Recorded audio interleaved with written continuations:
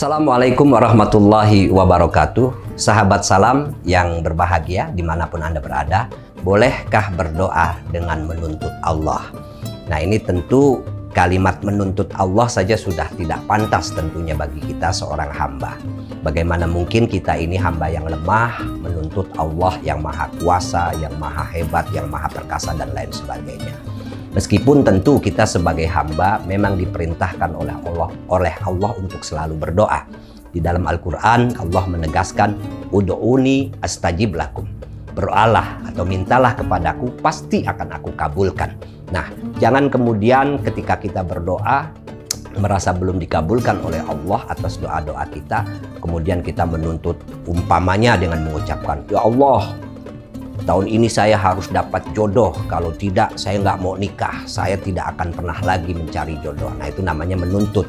Itu tidak boleh seperti itu, apalagi dengan ancaman. Kita harus tahu diri sebagai seorang hamba.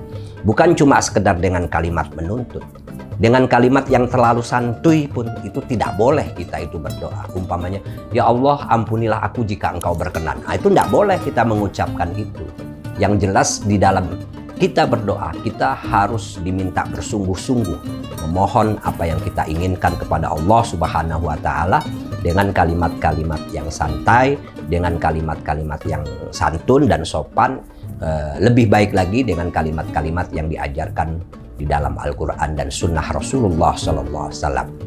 Umpamanya ketika kita memohon perlindungan dari godaan setan, ya kita baca umpamanya a'udzubillahi minasyaitonirrajim, aku berlindung kepada Allah dari setan yang terkutuk, atau membaca surah Al-Mu'awwidzatain, yaitu surah An-Nas dan juga surah Al-Falaq dan lain-lain. Yang jelas kita dilarang berdoa dengan menuntut, karena kalau kita menuntut Allah itu namanya kita sudah menjadi hamba yang tidak tahu diri, karena posisi kita adalah sebetulnya hamba yang lemah, sementara Allah adalah zat yang maha hebat, maha kuat, yang kita tidak boleh menuntutnya.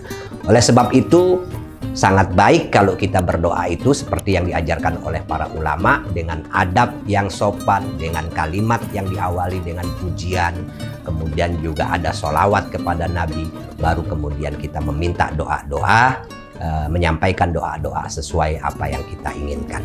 Baik sahabat salam yang dirahmati oleh Allah, sekian tausiah singkat dari saya. Wassalamualaikum warahmatullahi wabarakatuh.